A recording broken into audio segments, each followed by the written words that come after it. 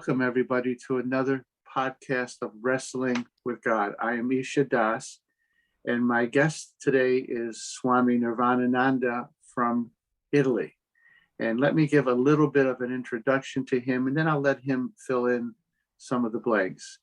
He's a Swami of the Saraswati order within Hinduism and the yogic tradition. And probably the best way to understand what a Swami is to compare it to a Catholic monk. Swamis take vows of poverty, celibacy, obedience, and their whole life is dedicated to the realization of God's presence within them and within all of creation. And Swami Nirvanananda is no exception to that. Not only is he a Swami, but he is a humanitarian of the highest order. Many, many years ago, he met a Catholic priest in India, Father Marian, who was opening a school for children of lepers.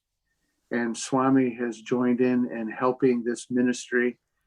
Before COVID, he would travel all through Europe, the United States, sometimes even into South America, performing sacred concerts and raising money to support the school in India and all the other outreaches. So Swami, it's so great to have you with us. Anything you want to fill in my introduction?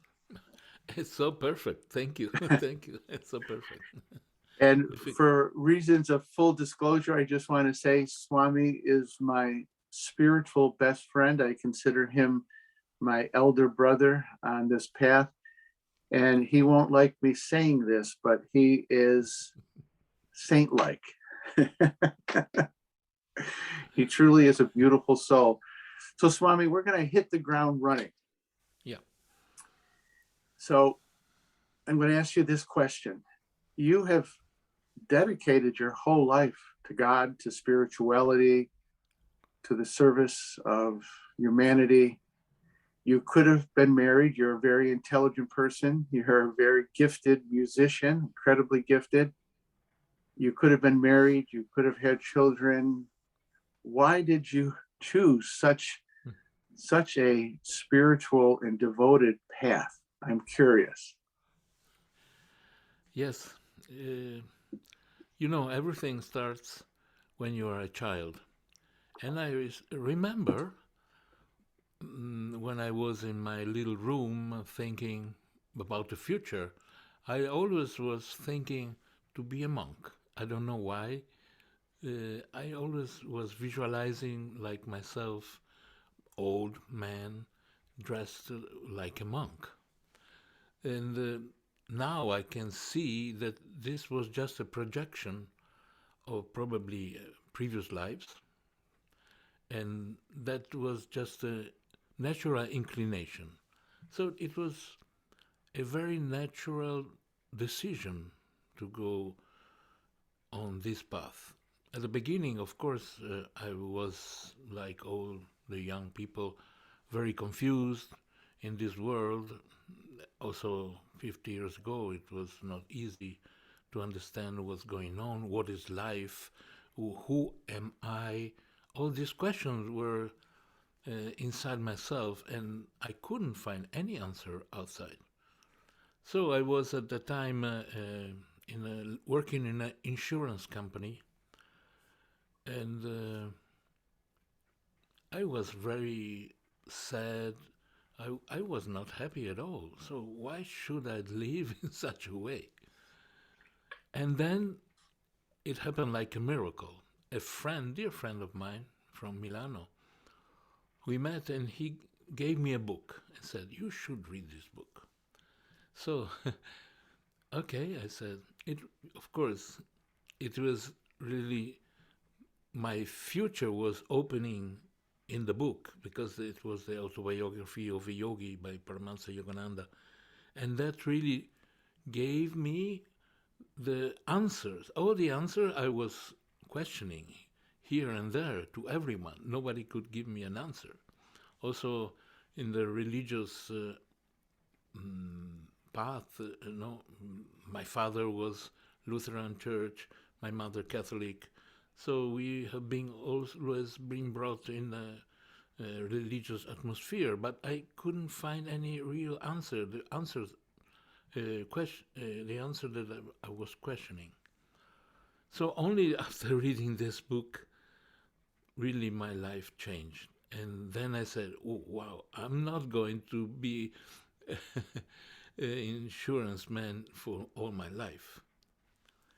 You know, there is always a time in our lives when you find the two possibilities. Or you go a certain path where you know what's going to happen, or you can go an uncertain path.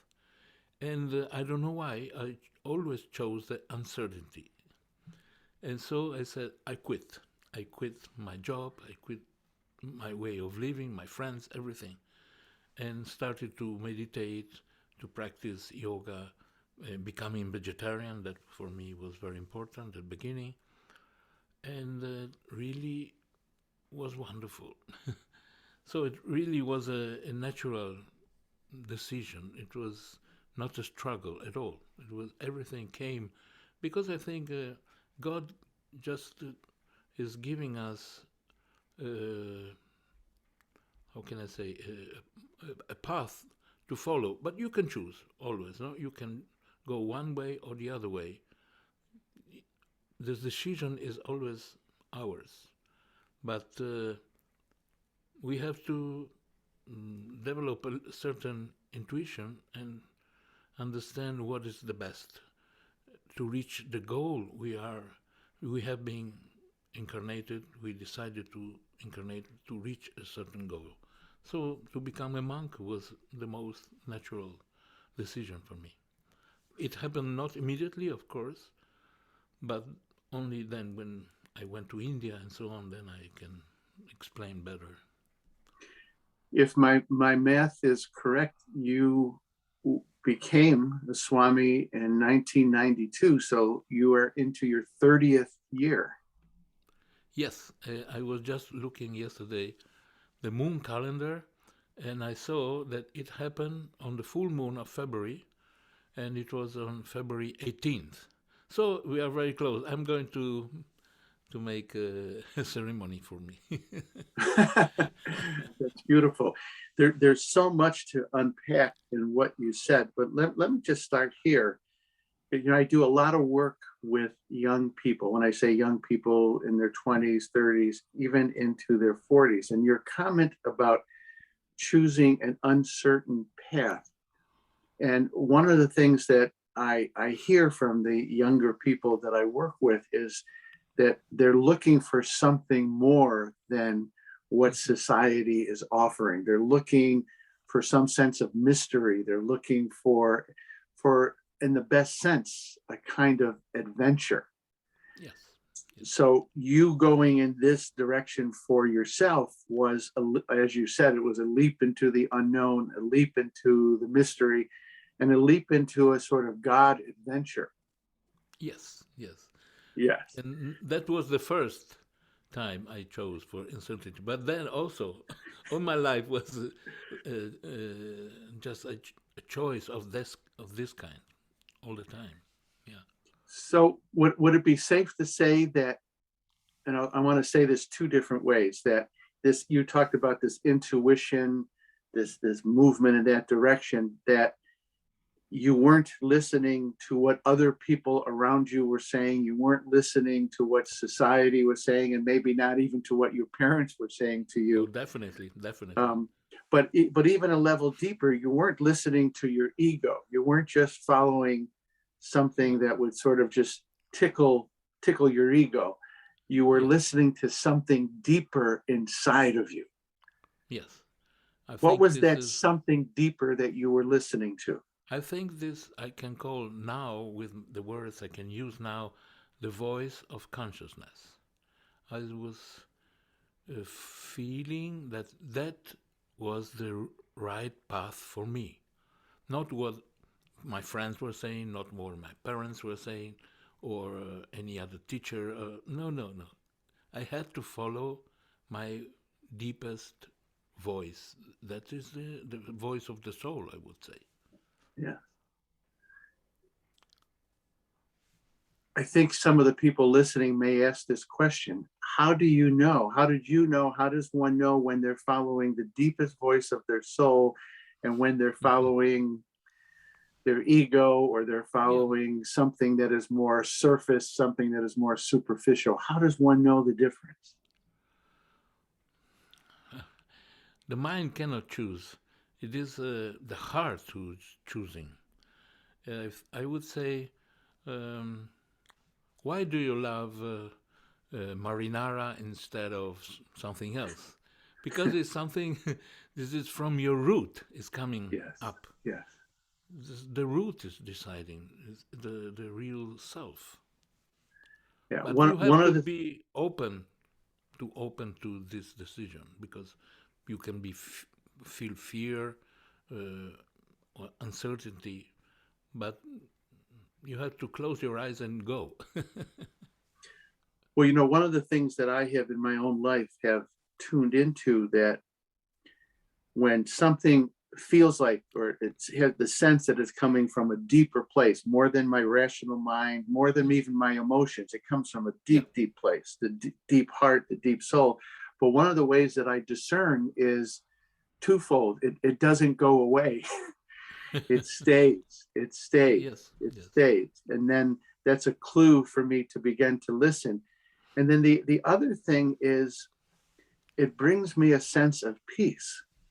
yes, There's a rightness to it. And then as I began to pursue it, what I notice in my own life is that, if I can say it this way, I walk a little taller, a little straighter, yes, because and I can see that my life begins to not just be a blessing to me, but to be a blessing to other people. 41, yes, true. Yeah, And one more thing I would say, sure. because then when you have decided like this, you see doors opening, no? Before you could have many obstacles. But then suddenly, when you have found the right way, all the doors are opening without knowing why. But it is because it is the right way. Yeah, there. What I like to say to people is that there's this. It's the divine mind, the divine intelligence that runs the world, really. Mm-hmm. And when we start aligning to that divine intelligence through listening to our soul, then that divine intelligence that makes everything work in nature makes everything begin to work for us. Yes, yes. So let me get back to your journey now.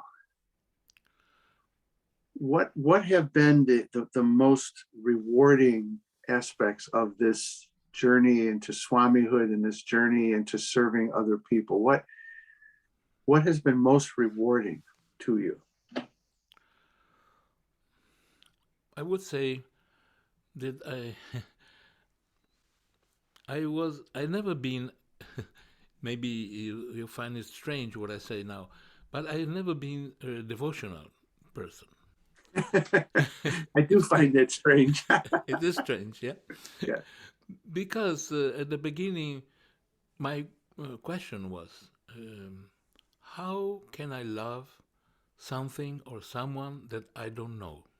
No, this was my question, and the answer came mostly when I went to India and meeting Father Marian, but also Mother Teresa, and seeing all the poor people, the beggars, the lepers, and how they were living, a very strong compassion started to grow within myself. And I felt that through this devotion, through this compassion, I'm sorry, the devotion arises. And it is like a key opening my heart. And then from the compassion, I can give all my love to God through the devotion. That was the thing that I really discovered, and it was wonderful. It's very beautiful. It's kind of interesting. I'm just going to make a connection. The word compassion means with pathos, with pain, and it's the willingness to. Sometimes I think what you were saying, you felt the pain, you saw the suffering Yeah. of the lepers and all the people, and that opened That was the key that opened your heart. And then that ability to love God just flowed. Yes. Yes, exactly. So let me ask you a question that a lot of people will ask me, is because they hear me talk about God, Yeah. and they say, well, what do you mean by God? Yeah. What Sure. does that word mean? Can you say what you mean by Oh, that? It's a tough oh, question, but can you say what you mean by the word God, or what that word has come to mean to you? love. Love. If I think of love, I think of God, and I think of God, I think of love. So my whole life has been rooted in love. Maybe I couldn't understand at the beginning, but this voice that we were talking before, this is the voice of love that is speaking through our heart. So, is in so many ways, we always speak about love, love, love, but this is an empty word. The real love is everything, everything. All right, so let me just again pick up on what you're saying. Love is a much used and, I would say, misused word in our society. Yeah, completely. Particularly, I would say, I don't know about Italy and Europe, but particularly in the United States. And what you're saying, I want to make sure I'm clear about this, is you're not talking about superficial love. You're not talking about pleasure. You're talking about a kind of absolute goodness and Yes, fullness. yes, true. Yeah, yes, that whatever God is this fullness of love and bliss and generosity. Yes. How do you nurture in your own life that experience of love, that experience of God? Yeah, I wanted to say about an experience I had when I was maybe 12, 13 years old.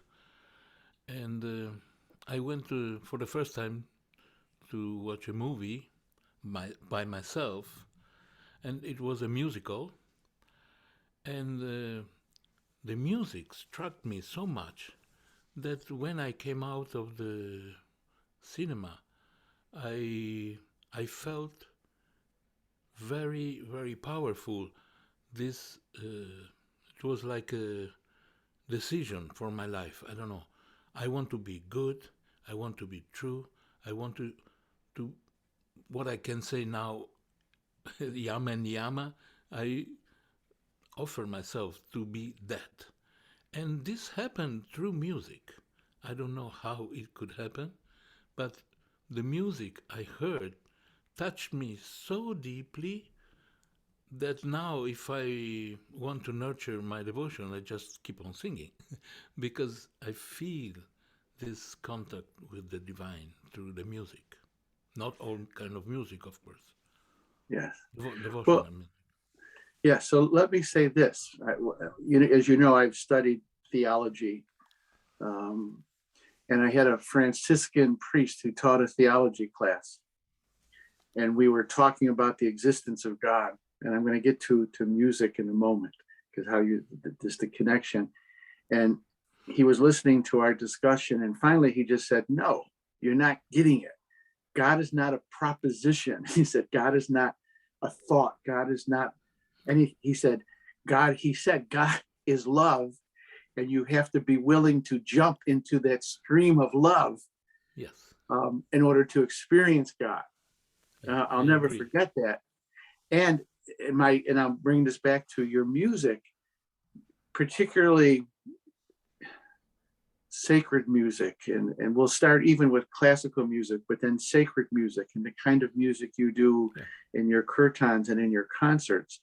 That music has a way to bypass the brain and all of its hmm, machinations and all of our theories, and yeah, it goes right to the heart and to soul. the heart. Yes, true. That's So that perfect. God is not a proposition. God is this stream of love to jump into.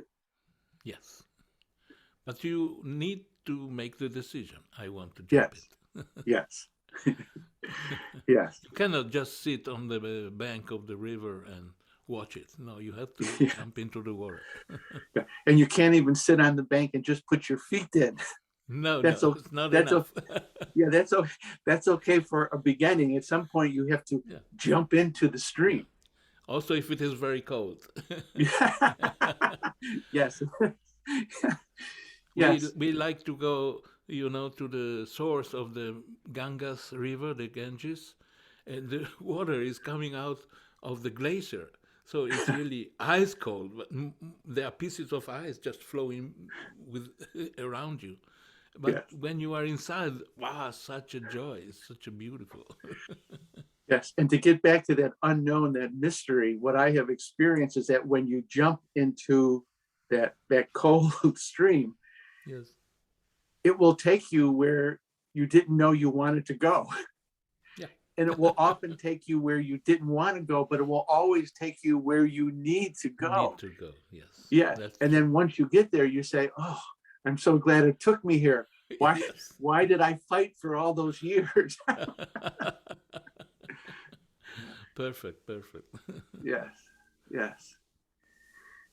So the other part that we already touched on, I just want to highlight is the work that you have done to raise money, to build schools, to build one of the ministries that grew out of Father Marian's work that you have supported, for example, is taking girls off the street and giving them a home Yes. and teaching them a skill and educating them. So I guess where I'm trying to go with that is if we are really in that stream of love and we're not just sort of, playing a head game with ourselves, No, no. we will necessarily then open our hearts not just to God, but to the people that God places in our lives. Yeah. Yeah. You know, That one of the was, yeah. one of the quotes, one of my favorite quotes from Jesus that I think that you embody in your life. He said, all men and women will know you are my disciples by your love for one another. Yeah. Beautiful. Beautiful. Yeah. Beautiful quote. So that ongoing experience of God happens within our own souls in prayer and meditation, but it also happens as we begin to open our hearts to people and where that stream is taking us in terms of blessing and helping and serving other people, that's where we experience God too. Yes. Oh, very, very important to feel the presence of God not only within, but also in within everyone who we are going to meet. So this is, how can I say? This is a feeling of a feeling that our self is in India you say it's seva, so make a service. You become a servant. You are a servant of God, like a monk, but you are also a servant of everyone who God sends to you. So this is the main aspect to be a monk, not just to sit in a cave and meditate for years. This can be at the beginning just like a school, but then you have to go into the world and bring this love for God and create it, make it real, like schools, like or for the girls to take them out of the streets and so many other things. Or the challenge girls, there are so many difficulties, and even now, even worse, I would say, in the world we are living now. So this is a real the the most important part of how to see how we can show our love for God, just giving our life to the other ones. Yeah, let me share another story with the same Franciscan priest in a theology class I was taking. And most people, not everybody knows my background. Like you, I was raised Catholic, and whenever you're in the presence of the Blessed Sacrament, the bread and wine that has been consecrated, you always had to bow or you had to genuflect, right? And I think Yeah. that's a very good thing to do. But I remember one day this Franciscan priest said, it is good to bow to the Blessed Sacrament, to the consecrated bread and wine, he said, but you must also bow to everyone you see because Christ is in them too. Yes. And not literally bow, but your heart and your spirit. Yeah. You know, the saying in India, namaste, the divine in me bows before the divine in you, that we begin to see and bow before all of God's children and ultimately be all of creation because God's presence permeates it. And then to live a life of service, giving love away, it opens and expands our hearts and our consciousness and makes us bigger and better. Let me kind of move in a slightly, though, different direction, Swami, with all of this. Yes. You know, I think the world is kind of at a tipping point on many levels, yeah. Politically, economically, socially, the environment. Things could go either way in a drastic direction. And there's so much... I here in the United States, and I'm sure in Europe, there's so much, everything is becoming so much more secular.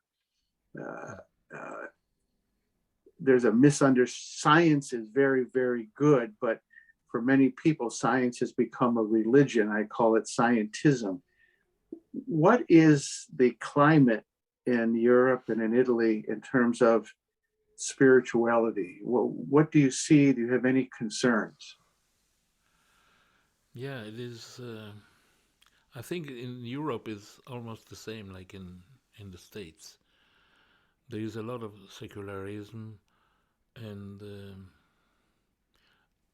what gives me joy is to see that among all the Catholic orders, the Franciscan order are always full of young people and growing so much, because the presence of St. Francis is so still a living presence, like the living presence of Jesus. So it's a continuous inspiration for them.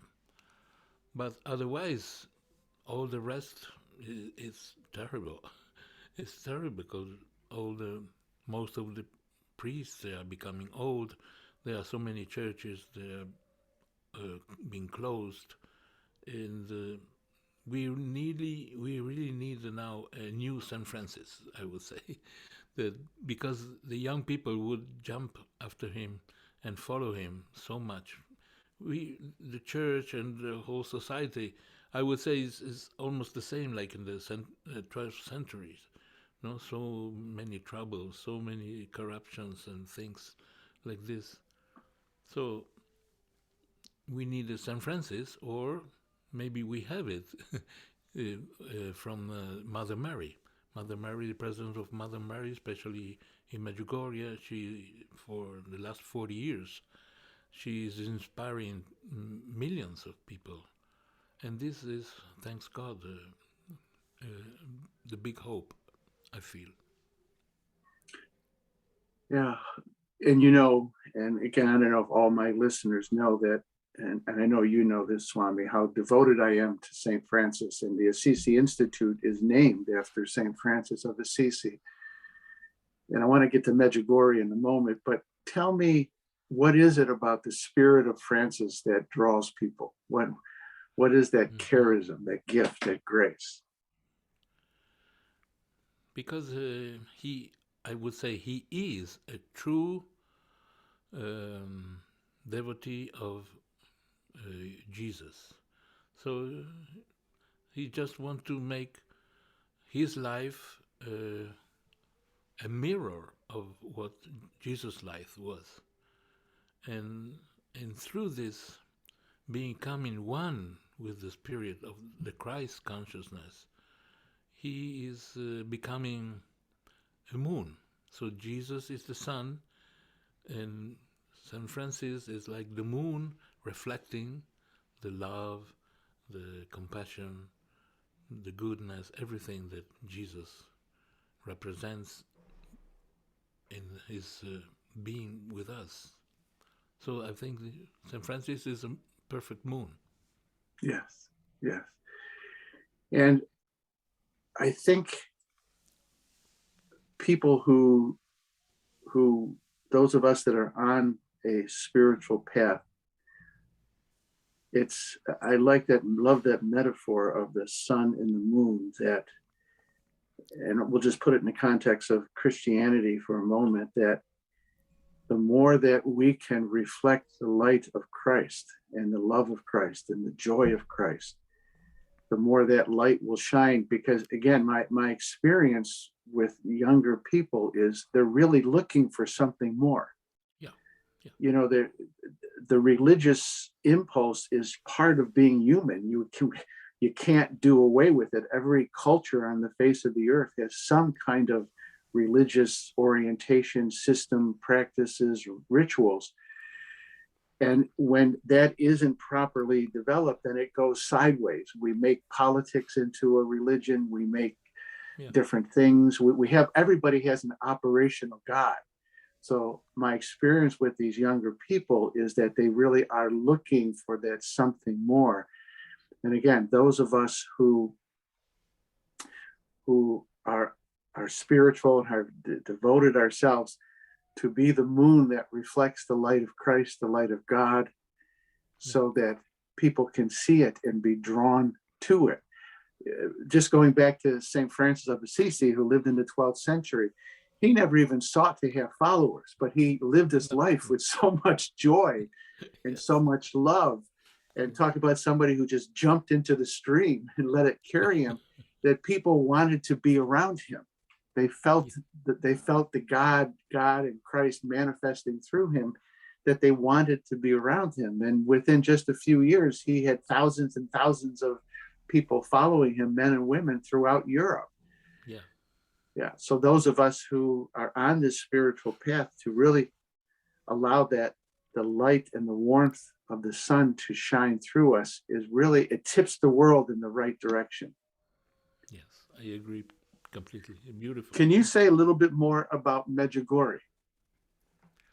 Yeah, I personally, I went there in '84, so it was just at the beginning. So, and I met all these young children, and the atmosphere was so holy, so sacred, that I never had the doubt that it was not true. I really felt that Mother Mary's presence was there all the time, leading the children, and then all the, so many thousands of people who started to come and make the pilgrimage there. I went there maybe 20 times, because at the time when I was living in Italy, at the border with Yugoslavia, that was still Yugoslavia, a communist country at that time. And it was very easy by bus. There was a night bus going from where I was staying to Medjugorje directly, like 12 hours, just with few bucks. It was very simple. And the feeling, the joy, the freedom to be there was so wonderful, so wonderful. And all the messages that Mother Mary was giving, they were so simple and profound at the same time. So,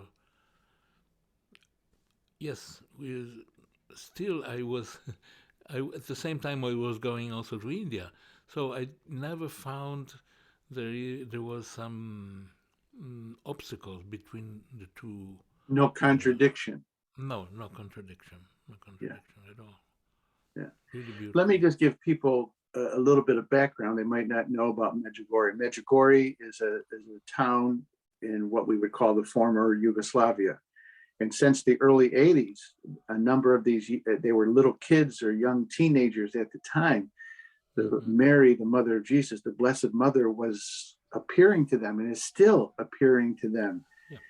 And it has transformed the town. And the message is very simple but profound. It's, God is love. Give yourselves to God. Give yourselves to a life of virtue, a life of service, a life of love. And that will save the world from many disasters and really tilt us in the right direction. And again, that is still going on there. She is still appearing to these visionaries, and it is really having a profound ripple effect through the church, but also in the world in general. Yeah, true. And Yeah. they call her Mother of Peace, no? Yes. Mother Mary of Peace. So Yeah. this is so important everywhere, everywhere. Yes. And I want to just pick up on one more thing that you said. You would be visiting Medjugorje, and then you would go to India, and you found no obstacle, no contradiction. And I also think, given how small the world is becoming, that we have to find the commonality that we have. And ultimately, we're all drinking, whether we're Catholic or Hindu, Buddhist, whatever, we're all drinking from the same spiritual well. Can you Yes. talk a little bit about that in your own experiences? Because you bring those two worlds together, the Christian world with Christ and Mary and Francis, and the Hindu and yogic world. Can you talk a little bit about that? Yes. I want us to remember it was exactly in Calcutta that I became Christian. It is maybe funny, but I will always remember when I visited the temple of Kali, Mother Kali. And nearby there is a room, a small room, where Sri Ramakrishna lived for many, many years. So I went there. I wanted to visit the room. I spent there a long time meditating. And just to So say, one, if people don't know, yeah, Ramakrishna, it was a great, great saint yes, in the oh, 19th definitely, century in India. yes. And when I came out, there was a display of several books and little books, and then I saw a picture of Jesus, and I wondered, oh, why is a picture of Jesus in the temple of Kali? You know, Kali, she looks very fearful. She looks so powerful, and so I opened. There was a booklet, and it was talking about all the experiences that Sri Ramakrishna had about different religions. He went through all aspects of all religions, and he said also through Christianity. No, so this is he is a very Hindu saint. Through Christianity, we can reach God as the same as in any other of the main religions.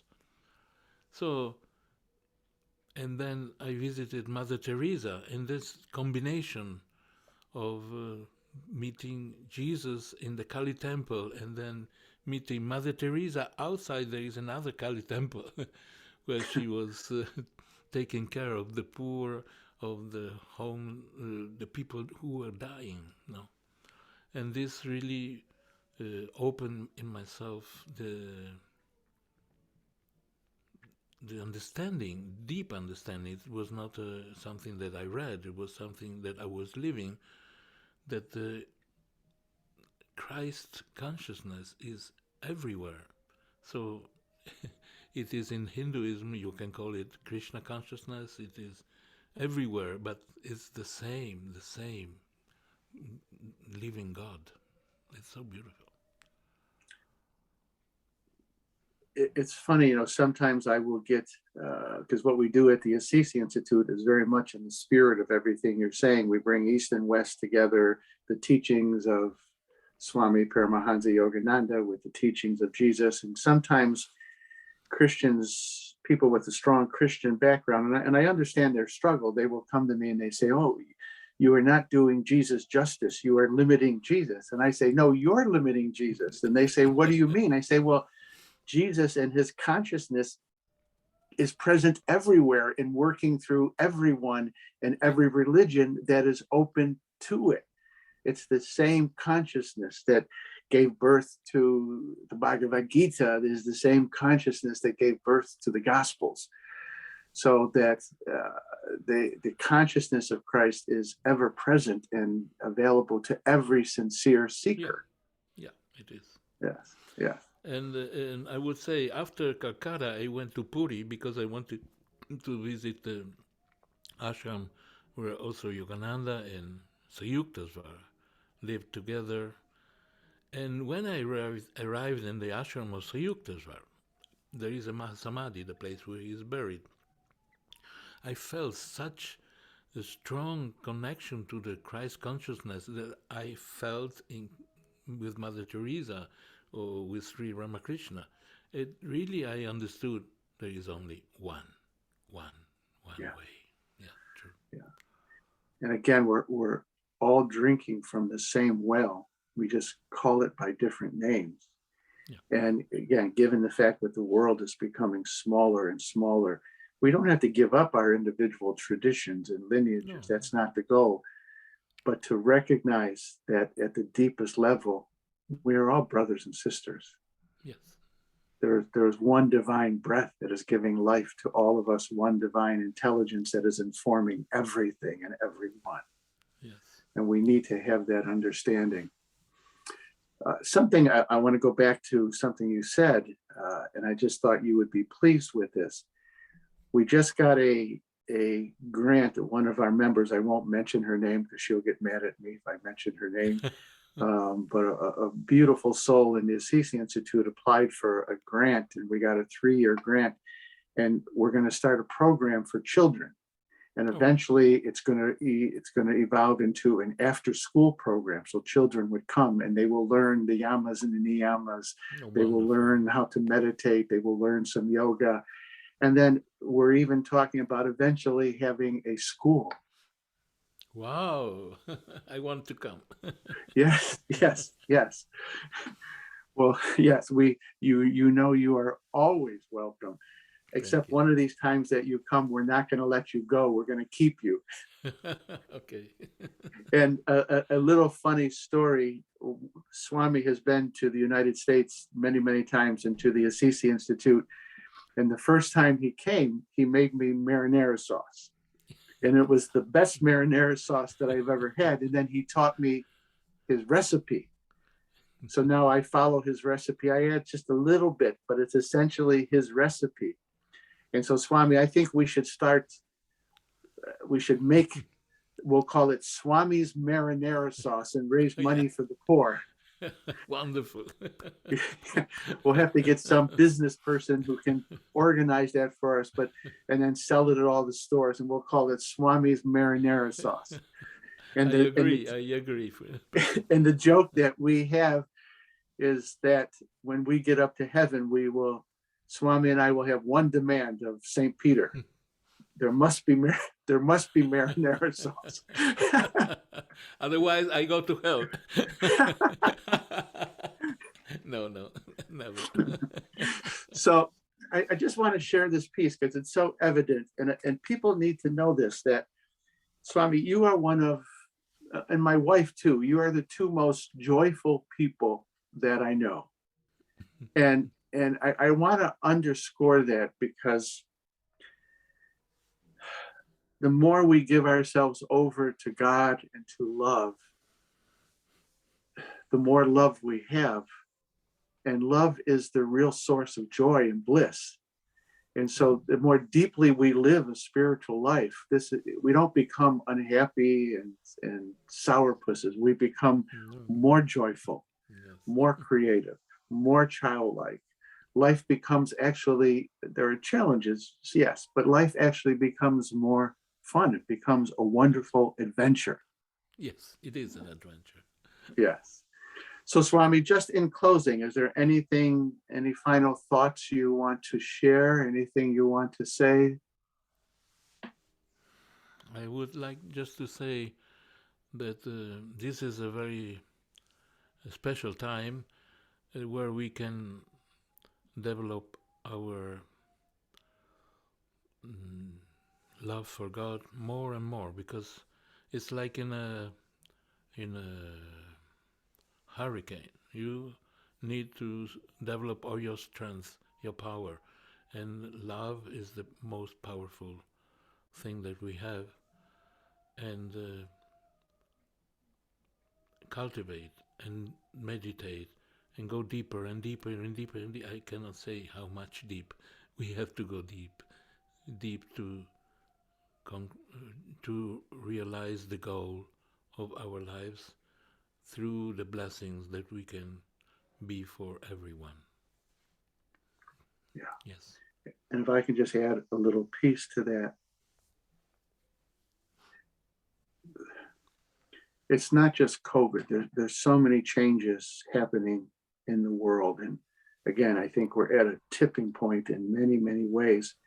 And I think it is more important now than ever to find that grounding in God, that rootedness in Yes. God, because of the storm and the hurricane Yes. that is happening around us, not just individually, but just collectively, not just in this country, but the whole world. That now more than ever, we need to be grounded in what the Bible says, the peace that surpasses all understanding. Yeah. We need to really have our lives grounded in the depths of truth, beauty, and goodness, Yeah. so that Yes. we can be light in the darkness. Yes. Yes. So my dear brother, I want to thank you for this time. I've really enjoyed it. We've done a number of these podcasts, but I think this is going to be my favorite one. Oh, thank I you. think I will listen to this again and again and again. So thank you very much. Thank you. And those of you that are listening, if you would please, particularly if you're on YouTube and so forth, give it a like, make a comment, ask your questions, and send it to people. Again, Swami, I think he doesn't like me to say this, but he's a saint, and the light that has come through his presence today, his heart, his words is really phenomenal. So please share this podcast with others. And Swami, again, I just want to say thank you. I love you. You are in our thoughts and prayers all the time, and you are a great light in the world. Namaste. Namaste. Love you. Love you. Love you.